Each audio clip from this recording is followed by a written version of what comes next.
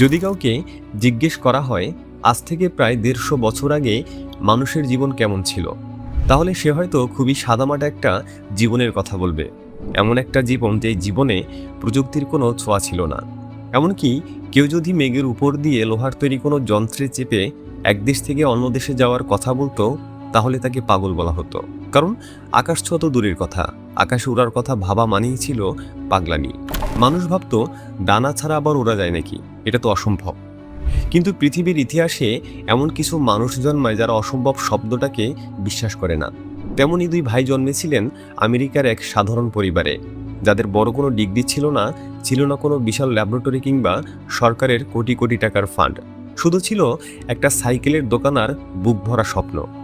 বন্ধুরা, নগর বাইস্কোপের এই ভিডিওতে আমি তোমাদের এমন দুজন মানুষ সম্পর্কে বলতে যাচ্ছি যারা তাদের আবিষ্কারের মাধ্যমে পুরো পৃথিবীকে চমকে দিয়েছিল। মানুষ যেন তাদের চোখে বিশ্বাসই করতে পারছিল না। কিন্তু প্রশ্ন হলো, সেই দুজন মানুষ কারা ছিল এবং কি এমন আবিষ্কার করলো যা পুরো পৃথিবীকে অবাক হতে বাধ্য করেছিল? গল্পের শুরুটা হয়েছিল আজ থেকে প্রায় ১৫৯ বছর আগে। আমেরিকান নাগরিক মিল্টন রাইটের ঘরে জন্ম নিয়েছিল একটি ছেলে সন্তান। নাম রাখা হলো উইলবার রাইট। ঠিক তার ৪ বছর পর ১৮৭১ সালে মিল্টনের ঘর আলোকিত করে জন্ম নিল আরেকটি ছেলে সন্তান, যার নাম রাখা হলো অরভিল রাইট। ৫ ভাই বোনের মধ্যে উইলবার এবং অরভিল ছিল তৃতীয় এবং চতুর্থ। তাদের বাবা কাজের প্রয়োজনে প্রায় সময় বাইরে থাকতেন। একদিন সন্ধ্যায় কাজ সেরে তিনি যখন বাড়ি ফিরলেন, তখন দুই ভাই খুব উৎসাহ নিয়ে দরজার পাশে দাঁড়িয়েছিলেন, কারণ তাদের বাবা বাড়ি ফেরার সময় অলওয়েজ তাদের জন্য কিছু না কিছু নিয়ে আসতেন। হঠাৎ একদিন তাদের বাবা বাড়ি ফিরে তাদের হাতে কিছু না দিয়ে বরং উপরের দিকে কিছু একটা ছুঁড়ে দিলেন। দুই ভাই অবাক হয়ে দেখলেন এক অদ্ভুত জিনিস চরকির মতো সিলিং পর্যন্ত উঠে গেল এবং কিছুক্ষণ সেখানে ঘুরপাক খেয়ে ধীরে ধীরে নিচে নেমে এলো। জিনিসটার নাম পেনো হেলিকপ্টার। ফ্রান্সের বিজ্ঞানী আলফন্স পেনো বাঁশ, কর্ক, কাগজ এবং রাবার ব্যান্ডের সমন্বয়ে জিনিসটা তৈরি করেছিলেন।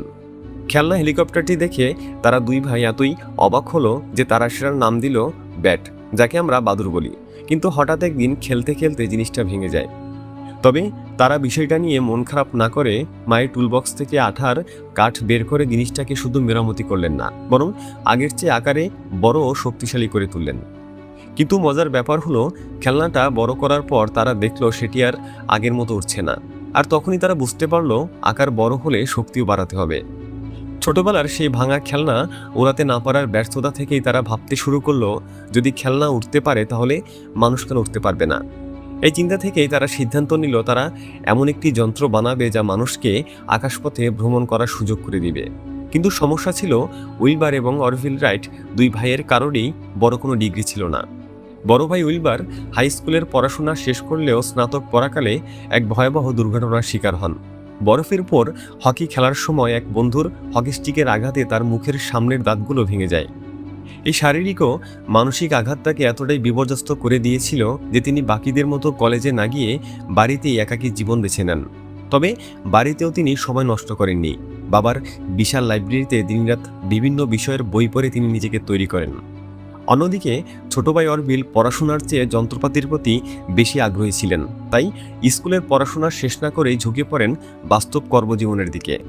তাদের ক্যারিয়ারের হাতেখড়ি হয়েছিল একটি ছাপাখানা দিয়ে। অরভিল যখন দেখলেন যে দামি প্রিন্টিং মেশিন কেনা তাদের পক্ষে সম্ভব না, তখন তারা নিজেরাই ভাঙাচোরা যন্ত্রাংশ জোড়া দিয়ে এক অদ্ভুত প্রিন্টিং মেশিন বানিয়ে ফেললেন। যেই মেশিন দেখে বড় বড় পেশাদার প্রিন্টিং কোম্পানিগুলো অবাক হয়ে গিয়েছিল। এরপর তারা প্রকাশ করলেন তাদের নিজস্ব পত্রিকা, যার নাম ছিল the West side news. Wilbur ছিলেন সেই পত্রিকার সম্পাদক আর অরভিল ছিলেন প্রিন্টার। ছাপাখানার এই ব্যবসা থেকেই তারা শিখেছিলেন কীভাবে একদম শূন্য থেকে একটি জটিল যন্ত্র তৈরি করতে হয় এবং সেই যন্ত্রের খুঁটিনাটি সমস্যা সমাধান করতে হয়। ১৮৯০-এর দশকে যখন আমেরিকায় সাইকেলের ব্যাপক চাহিদা দেখা গেল, তখন দুই ভাই তাদের জীবনের সবচেয়ে গুরুত্বপূর্ণ একটি সিদ্ধান্ত নিলেন। তারা ছাপাখানার ব্যবসা বন্ধ করে খুলে বসলেন রাইট সাইকেল এক্সচেঞ্জ নামে একটি সাইকেলের দোকান। বন্ধুরা, সেই সাইকেলের দোকানটি ছিল তাদের আধুনিক বিমান তৈরির গবেষণাগার। তারা শুধু সাইকেল রিপেয়ার করতেন না, বরং নিজেরাই ভ্যান ক্লিপ নামে নিজেদের ব্র্যান্ডিংয়ে সাইকেল তৈরি করতে শুরু করেন। সাইকেলের চাকা, ব্যালেন্স এবং স্পিড ঠিক রাখার এই গভীর জ্ঞানই তাদের পরবর্তীকালে বিমান তৈরিতে সহায়তা করেছিল। তারা বুঝতে পেরেছিল একটি সাইকেল যেমন স্থির থাকলে পড়ে যায়, কিন্তু গতির কারণে ভারসাম্য বজায় থাকে, উড়োজাহাজকেও ঠিক সেইভাবে বাতাসে ভারসাম্য রক্ষা করতে হবে। তবে 1896 সালের একটি মর্মান্তিক খবর তাদের হতবাক করে দিল। অটো লিলিয়েনথাল নামের এক জার্মানির নাগরিক গ্লাইডার নিয়ে আকাশে ওড়ার চেষ্টা করতে গিয়ে দুর্ঘটনার কবলে পড়ে প্রাণ হারান। লিলিয়েনথালের এই মৃত্যু সারা বিশ্বে শোকের ছায়া ফেললেও রাইট ব্রাদার্সের মনে এক নতুন জেদ তৈরি করলো। তারা বুঝতে পারল লিলিয়েনথাল উঠতে পারলেও ডানা নিয়ন্ত্রণ করতে পারেননি। তাই দুই ভাই ঠিক করলেন তারা এমন এক উপায় বের করবেন যাতে মানুষ শুধু আকাশে উড়বে না, বরং নিজের ইচ্ছামতো ডানা ঘুরিয়ে বাতাসে থাকা অবস্থায় দিক পরিবর্তন করতে পারবে। এজন্য তারা স্মিথসোনিয়ান ইনস্টিটিউট থেকে বিমান সংক্রান্ত যত বই আর রিসার্চ পেপার ছিল সব কিনে আনলেন। শুরু হলো তাদের কঠোর গবেষণা। পরিশেষে তারা দেখতে পেল এর আগে যতজন চেষ্টা করেছে তারা শুধু ইঞ্জিনের শক্তি বাড়াতে চেয়েছেন, কিন্তু ওড়ার পর সেটাকে কিভাবে কন্ট্রোল করতে হবে সেই কথা কেউ ভাবেননি। তাই তারা দিনের পর দিন বাড়ির ছাদে বসে পাখিরা কিভাবে ওড়ে তা দেখতে থাকলো। একদিন তারা লক্ষ্য করলো পাখি যখন বাতাসে বাঁক নেয় তখন সে তার ডানার প্রান্তগুলো সামান্য বেঁকে নেয়।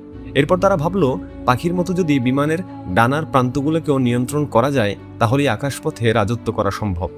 কিন্তু তারা যেখানে থাকতো সেখানে পর্যাপ্ত পরিমাণ বাতাস ছিল না। তাই তারা আবহাওয়া দপ্তরে চিঠি লিখে জানতে চাইলেন আমেরিকার কোথায় সবচেয়ে বেশি বাতাস থাকে।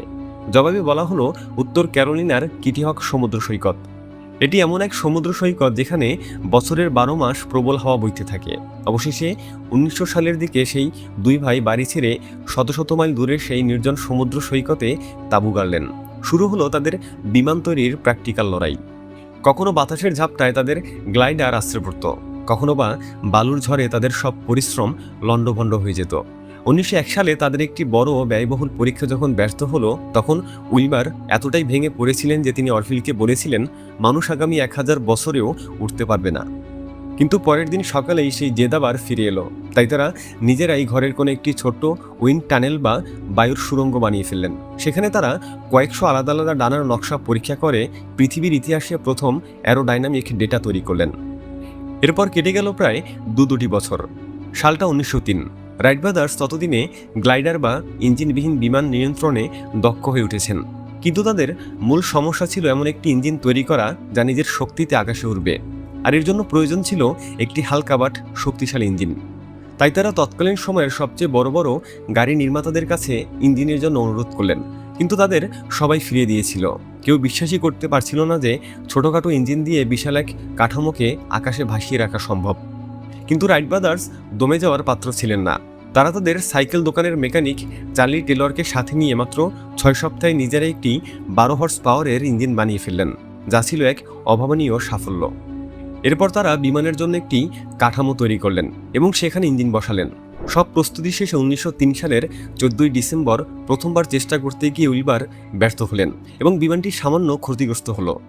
কিন্তু 3 দিন মেরামতের পর অর্থাৎ 17 ডিসেম্বর সকাল 10:30টার দিকে পাইলটের আসনে বসলেন ছোট ভাই অরভিল। এরপর ঘটল এক ঐতিহাসিক ঘটনা। মানুষের তৈরি প্রথম কোনো বিমান 12 সেকেন্ডের জন্য আকাশে উঠতে সক্ষম হলো এবং পাড়ি দিল প্রায় 120 ফুট দূরত্ব। একই দিনে তারা আরও 3বার ফ্লাইং টেস্ট করলেন, যার শেষটিতে উইলবার প্রায় 59 সেকেন্ড আকাশে থেকে 152 ফুট দূরত্ব পাড়ি দিয়েছিলেন। তবে অবাক করার মতো বিষয় হলো শুরুর দিকে আমেরিকা বা ইউরোপের মানুষ তাদের এই আবিষ্কারকে খুব একটা গুরুত্ব দেয়নি। অনেকে তো বিশ্বাসই করতে চায়নি যে এই দুই ভাই সত্যি সত্যি আকাশে উড়েছে। তাই খবরের কাগজে ওই খবরটি খুব একটা গুরুত্ব পায়নি। কিন্তু উইলবার আর অরভিল দমে যাননি। তারা পরবর্তী কয়েক বছর তাদের বিমানকে আরও ডেভেলপ করেন এবং ফ্রান্সে গিয়ে হাজার হাজার মানুষের সামনে তাদের বিমান উড়িয়ে বিশ্বকে তাক লাগিয়ে দেন। এমন ঘটনার পরপরই রাতারাতি তারা সকলের কাছে হিরো বনে গেল। আর এভাবেই সাধারণ 2 সাইকেল মেকানিক থেকে তারা হয়ে উঠলেন আধুনিক সভ্যতার রূপকার। অবশেষে 1912 সালে টাইফয়েডে আক্রান্ত হয়ে বড় ভাই উইলবার তার শেষ নিঃশ্বাস ত্যাগ করেন। অন্যদিকে ছোট ভাই অরভিল 1948 সাল পর্যন্ত বেঁচে ছিলেন। তিনি নিজের চোখে দেখে গেছেন কীভাবে তাদের সেই 12 সেকেন্ডের উড্ডয়ন থেকে মানুষ বিশাল বিশাল জেটার রকেট তৈরি করেছে। তিনি দেখে গেছেন কীভাবে মানুষ তাদের তৈরি প্রযুক্তিতে ভর করে বিশ্বজয়ের স্বপ্ন দেখছে। এমনকি নীল আর্মস্ট্রং যখন চাঁদে গিয়েছিলেন তখন তিনি তার সাথে 1903 সালে তৈরি করা সেই প্রথম বিমানের এক টুকরো কাপড় নিয়ে গিয়েছিলেন। আর এটাই ছিল রাইট ব্রাদার্সের প্রতি ইতিহাসের শ্রেষ্ঠ সম্মান। আজ আমরা আকাশে যখন কোনো বিমান উঠতে দেখি তখন আসলে আমরা সেই দুই ভাইয়ের স্বপ্নের প্রতিফলন দেখি। তাই তোমার মনেও যদি এমন কোনো স্বপ্ন থাকে যাকে মানুষ অসম্ভব বলে উড়িয়ে দিচ্ছে, তাহলে নিজের স্বপ্নকে মাটি চাপা দেওয়ার আগে একবার রাইট ব্রাদার্সের কথা ভেবে নিও। আরেকটা কথা সবসময় মনে রাখবে, পৃথিবী তাদেরকেই মনে রাখে যারা অসম্ভবকে সম্ভব করার স্পর্ধা দেখায়। তো আজকের মতো এখানেই বিদায় নিচ্ছি।